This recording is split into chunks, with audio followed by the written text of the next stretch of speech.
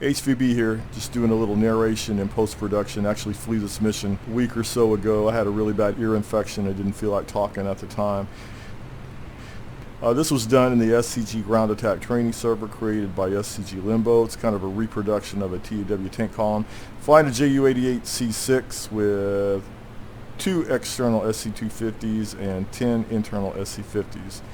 And going to put a big bomb on this KV-1 starting out.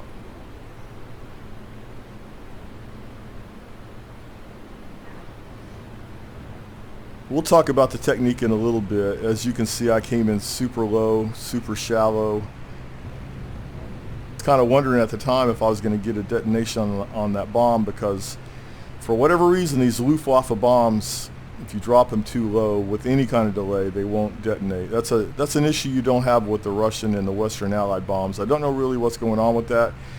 I would think that Germans had just as wide a selection of bomb fuses as anybody else, and I wish that was reflected in the game as far as options for bomb fuse, bomb type, etc., but it's not, so it is what it is. Hitting the second KV-1. Now on this particular technique, I'm doing a turnaround once I come off the target at about 300 meters with the goal of completing that turnaround at about 500 meters. Now that's a fairly low start dive compared to what I usually do in other aircraft like the Bf-110, but it just seems to work for the 88 C-6 and the way the gun sight is placed in the windscreen. I've had a lot of success with it so far.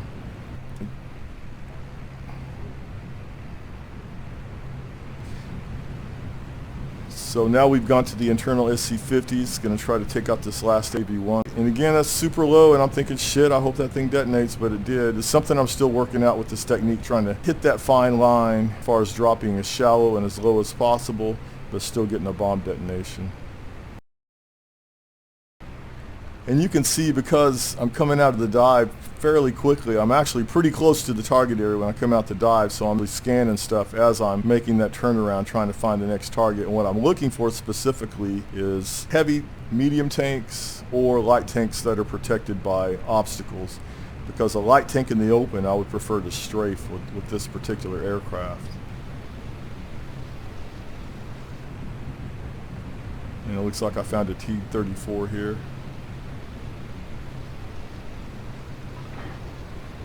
Had to duck that tree a little bit, not a biggie.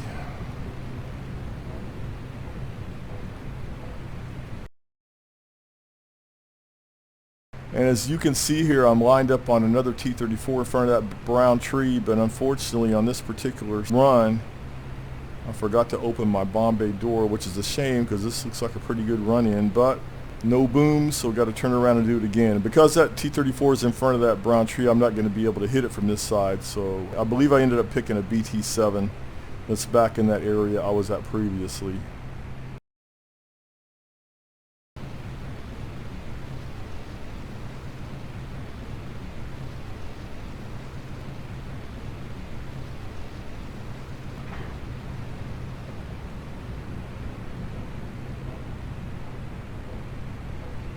And that bomb was a little bit short, and that may not have gotten a kill on a T-34. Definitely would not have worked on a KV-1, but for a light tank like a BT-7, it did the trick. So I'm trying to locate that T-34 that I tried to hit before. There it is.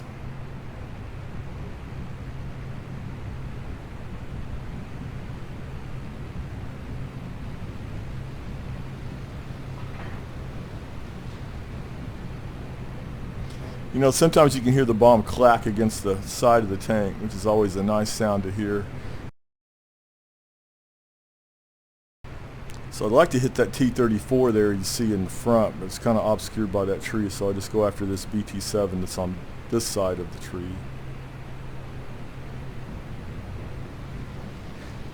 And for this technique, you can see I'm pretty much putting the tank on the crosshair, and through repetition, I've done this so many times, I know when to click that bomb release button to get that hit. Just keep in mind, when you hear that clunk of the bomb falling off the aircraft, that's actually probably a good 1/4 to 1/3 of a second after I hit that button, in case you want to try this at home.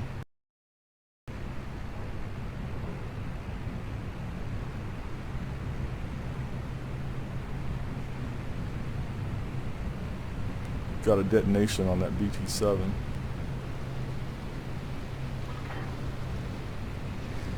And you might be thinking, shit, he's cutting it pretty close on those trees, and yes, I would agree, but you just practice this enough, you know how much lead time you have on any obstacles around that target. Kind of basically keeping one eye on the target and one eye on any obstacles around the target, and just making your calculations based on what you're looking at as you're coming down.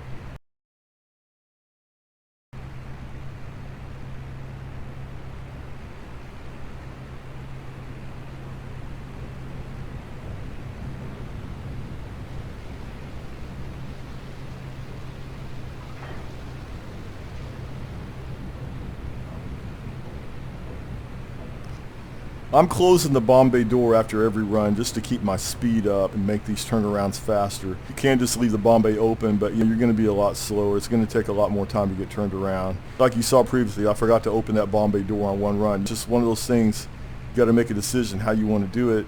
Just don't be a dumbass like me and forget to open the bomb bay door from time to time.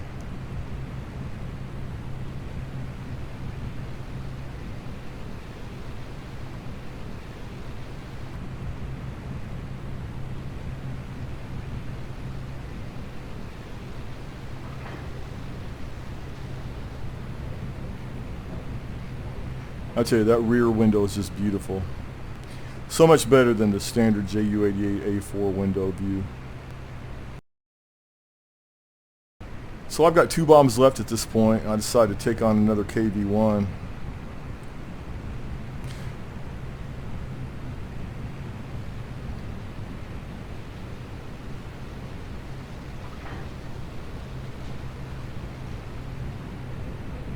So I heard the clack on the side of the tank with that bomb, and yet we get a big fuck you from the KV-1, and we're going to have to turn around and hit it again. And that happens from time to time with KV-1s. Even with the direct hit, they just don't want to go down.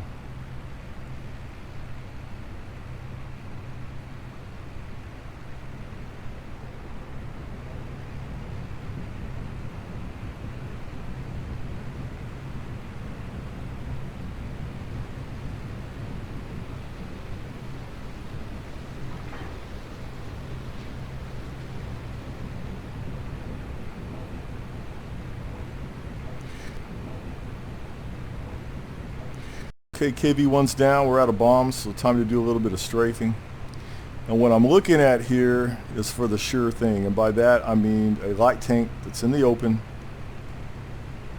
because the 88 is not the most nimble aircraft when it comes to strafing a tank surrounded by obstacles. You have to pull off earlier than you would in, like, say, a Henschel 129 or even a BF-110. And it's a big aircraft.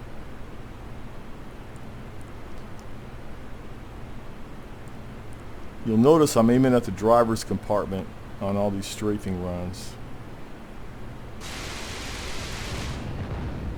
So avoiding the tree coming off. You saw I reduced power. What I'm trying to do is get a strafing run speed of about 250 kph. So coming off the target, I'm staying kind of low.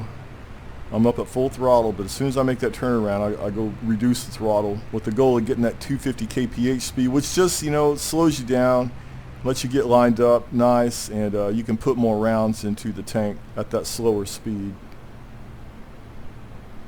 Although you do get a lot of wobble initially, as you can see.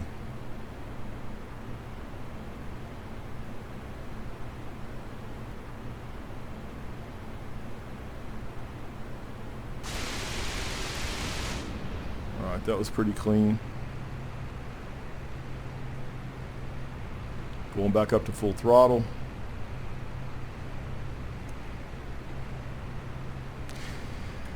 Generally, you can't tell from visual inspection if you killed the tank or not when you're strafing. Most of the time they won't explode, so you're just going to have to check your lobby screen or wait for a kill notice if you're offline.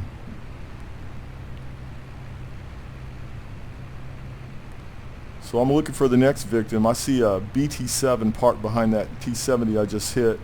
That looks fairly open there.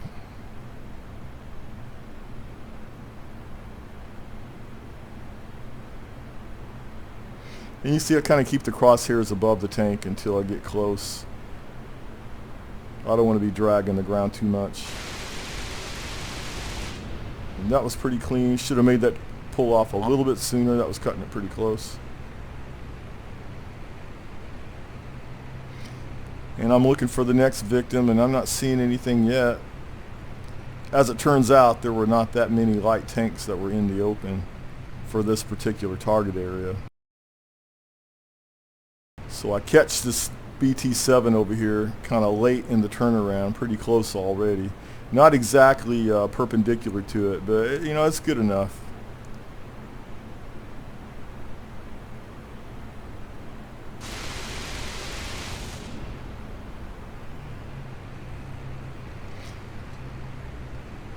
And what happens here is I keep checking my lobby screen that doesn't show up here, but waiting to see if I got that kill, and it just took forever.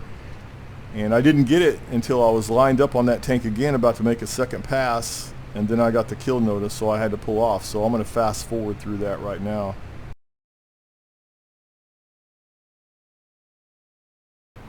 So I pulled off after getting that kill notice, and I was looking up and down the column trying to find another light tank in the open, and I wasn't seeing anything. And then I do something stupid here, I'll show you. I'm looking for a light tank in the open. Since they don't show any damage when you strafe them and kill them, you kind of got to keep in your memory what you've hit and what you haven't. But I see a BT-7 way down there at the end of the column, at the very end, and I turn around to get lined up on it, but I make my turnaround too much and should have stopped about right there. So now I'm pointing at about the middle of the column, all fucked up, and I'm like, where the hell was that tank? So I start skirting back to the right. And yeah, there it is, but I'm in a real shitty position, and like a dumbass, I try to make a run anyway. Did not reduce engine power. Right over the top of it. Very shitty result, and that's what happens when you have shitty preparation. So this time I've ID'd it well beforehand, well prepared for my lineup.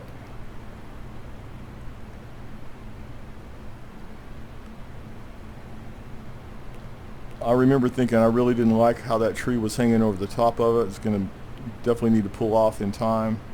But as you can see here, we got the kill. And pulled off with plenty of time to spare, relatively speaking. So, considering that this total bomb load was only 1,000 kilograms, which is equivalent to 2 SC500 bombs or 2 FAB500s, considering what you could pull off with this aircraft, it's pretty awesome. So that's it. Thanks for watching. This is HVB. Peace out.